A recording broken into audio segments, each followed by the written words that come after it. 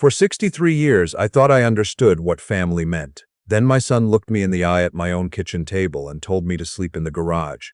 He didn't yell. That's what I keep coming back to. He didn't raise his voice or slam a fist down. He said it the way you'd ask someone to pass the salt. Calm. Decided. Like the matter was already settled and I was just being informed. I'm getting ahead of myself. My name is George Callahan. I'm 67 years old.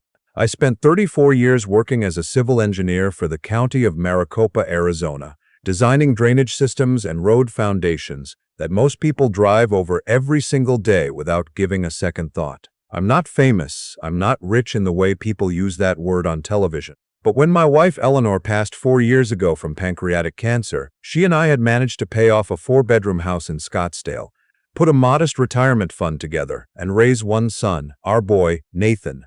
Eleanor would have known what to do. She always did. Nathan is 34. He married a woman named Petra about 2 years ago. I liked Petra at the wedding.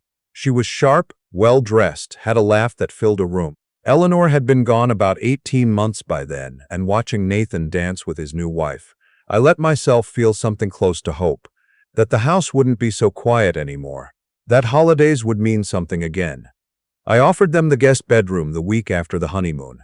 Just a standing invitation. Come whenever you want. Stay as long as you need. This house is too big for one person. Nathan thanked me, and for a while, nothing changed. They had their apartment over in Tempe. They had their life. Then Nathan lost his job. He'd been working in sales for a tech company, the kind that cycles through staff every 18 months. When they laid him off last November, he called me on a Sunday night, and I could hear in his voice that he was scared. I told him not to worry.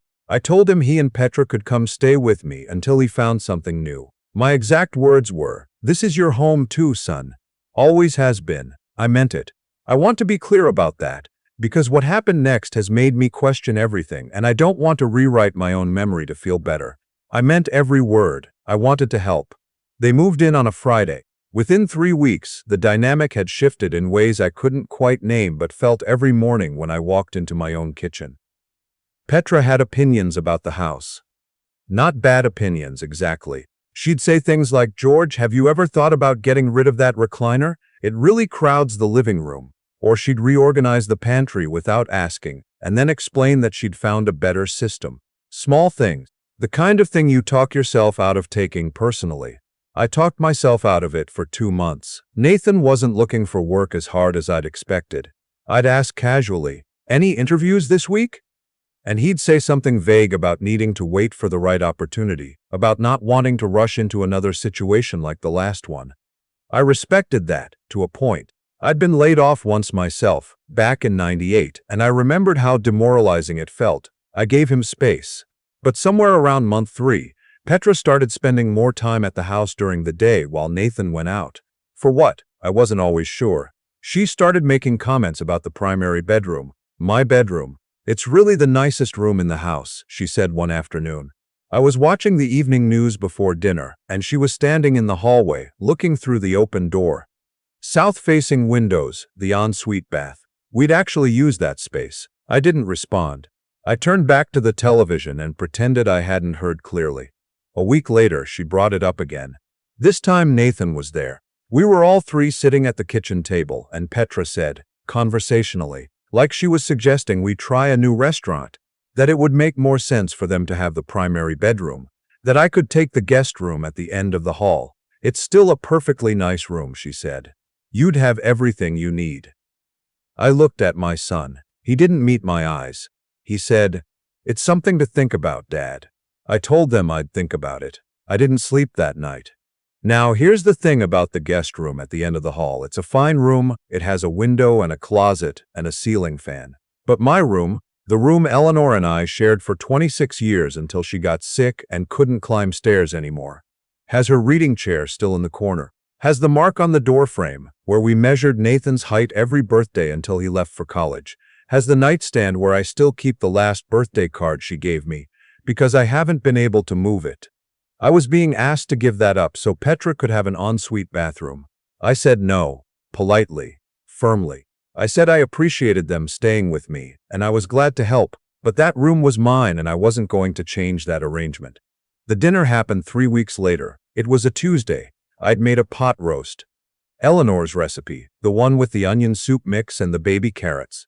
I'd made it because it was Nathan's favorite growing up, and I think some part of me was trying to smooth things over, to remind all of us that we were family and this was temporary and we'd get through it. We were halfway through the meal when Petra said she'd been looking at the house layout and she really thought, for the long term, the bedroom situation needed to be addressed. She said it like a business proposal. Nathan nodded along. I put my fork down. I said, and I was careful, I was measured, that we'd already discussed this and my answer hadn't changed. That's when Nathan said it. Dad, it's really not that complicated. Either you move into the guest room or we'll need to make other arrangements. Other arrangements. Like I was a tenant. Like I was someone who needed to be managed. I asked him what he meant by that.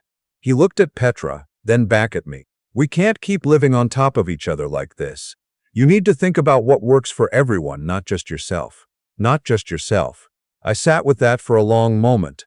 The pot roast was getting cold. The ceiling fan turned overhead. And I thought about my wife, and about the 34 years I spent working for a county pension, and about the mortgage I'd paid off in 2019, and about the deed to this house that had my name on it and my name only. I said, I'm going to take a walk. I didn't raise my voice. I didn't slam anything. I got up from the table, took my jacket off the hook by the door, and walked outside into the dry Arizona evening. I walked 3 blocks to the little park where Eleanor and I used to take Nathan when he was small. There's a bench by the old mesquite tree that we always called our bench for no particular reason except that we sat there enough times that it became true. I sat down on that bench and I called my attorney. I've had the same attorney for 20 years, a man named Vincent Okafor, who handled our estate planning when Eleanor got sick. He's practical, no nonsense, and he picked up on the second ring even though it was almost 8 o'clock. I told him what was happening, not the emotional version, the facts. Son, daughter-in-law, living in my home, demanding my bedroom, implied threat to make other arrangements. Vincent listened without interrupting. When I finished, he said, George, they are guests in your home, nothing more. You have every legal right to ask them to leave. You have every legal right to change the locks tomorrow morning. I knew that, intellectually. Hearing it said plainly by someone else was something different. I told Vincent I didn't want to blow up my relationship with my son over a bedroom. He said, then let me send you a letter, a formal letter of residency terms. You're not asking for anything unreasonable. You're simply clarifying the arrangement in writing. I said, send the letter. I went home, washed the dinner dishes, and went to bed in my own bedroom. Over the next 2 weeks, nothing was said directly, but the air in the house changed. Petra stopped making small talk with me in the morning. Nathan started spending more time in their room. I went about my life, my morning walks, my twice-weekly poker game with the men from my old office, my Tuesday volunteer shift at the food bank Eleanor had always supported. Vincent's letter arrived by certified mail. It outlined the terms of their staying in my home, guest status, no entitlement to any specific room, 30-day notice required from either party to end the arrangement. Standard, clean, clear. Nathan came to find me in the garage that evening. I was reorganizing my toolbox, which is something I do when I need to think. He said, you had a lawyer send us a letter. I said, I did. He said it felt like a betrayal. I put down the socket wrench I was holding. I turned around and looked at my son.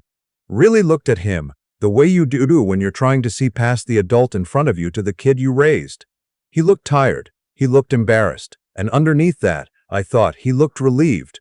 But he didn't know what to do with that yet. I said, Nathan, I let you and your wife move into my home because I love you and I wanted to help. I cooked for you. I didn't charge you rent. I asked for one thing, which was to keep my own bedroom, and you sat across from me at a dinner table and implied I should leave. In my own house. He started to say something about Petra, about how she was stressed, about how they needed stability. I said, I know, and I'm not your enemy, but I'm not your tenant either. He didn't respond. He went back inside. I called a realtor the next morning. Not to sell my house, to buy a second one. I'd been thinking about a place down in Tucson for years, somewhere smaller, somewhere with a view of the mountains that Eleanor had always talked about wanting. I had the retirement fund. I had the equity in the Scottsdale house. I had, it turned out, more options than I'd been allowing myself to consider. I found a two-bedroom casita in the foothills of the Catalinas in 12 days. Clean lines, Mexican tile, a back porch that faces the Rincons. The seller was motivated. We closed in 3 weeks. I told Nathan and Petra on a Thursday evening. I sat them both down at the kitchen table, the same table where all of this had started. And I told them I'd purchased a home in Tucson and I'd be moving at the end of the month. I told them they could stay in the Scottsdale house for 60 days, rent-free, to give Nathan time to find work and get their footing. After that, standard market rent, or they'd need to make other arrangements. Their phrase, now mine. Petra's expression shifted through about 4 different things before settling on something I couldn't fully read. Nathan said, "You're leaving?" I said, "I'm going home." He said, "This is your home." I said, "I know. I have 2 now." I want to be honest about what the next few days were like, because it wasn't all clean resolution and righteous satisfaction. Nathan came to me the next morning before Petra was awake. We sat on the back patio with our coffee, the way we used to on Sunday mornings when he was in high school, and he said he was sorry. Not a performed apology, not the kind people give when they want something. He said it quietly, looking out at the yard, and then he said, "I don't know when I stopped standing up for you." I didn't have a perfect answer for that. I told him I thought marriage was harder than people said, and that Petra wasn't a bad person, and that he needed to decide for himself what kind of man he was going to be in his own home. I told him that watching someone you raised become someone you don't fully recognize is one of the loneliest feelings there is, and that I hoped we'd find our way back to each other. He cried a little. I didn't. I think I'd done my crying already, out in the park by the mesquite tree, weeks before. The move took 2 Saturdays. I didn't take much: my clothes, Eleanor's reading chair, the nightstand, the birthday card, some books, my tools. I left the pot roast recipe on the kitchen counter, handwritten on an index card, the way Eleanor always kept her recipes. I don't know if Nathan found it. I don't know if he kept it. I like to think he did. I've been in Tucson for 7 weeks now. The mornings are extraordinary. The light comes over the Rincons around 6:30 and turns everything amber and gold. I have a neighbor named Frank who's retired Army and plays chess badly and enthusiastically.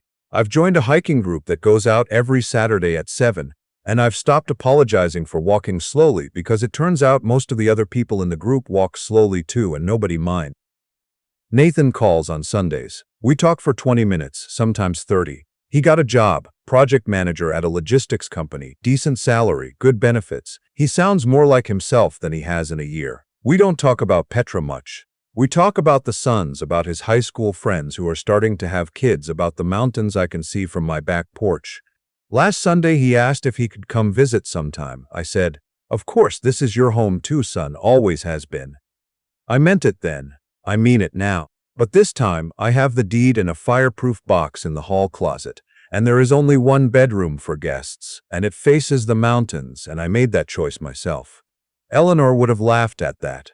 A good laugh, the kind that means you finally figured it out. I think she would have been proud.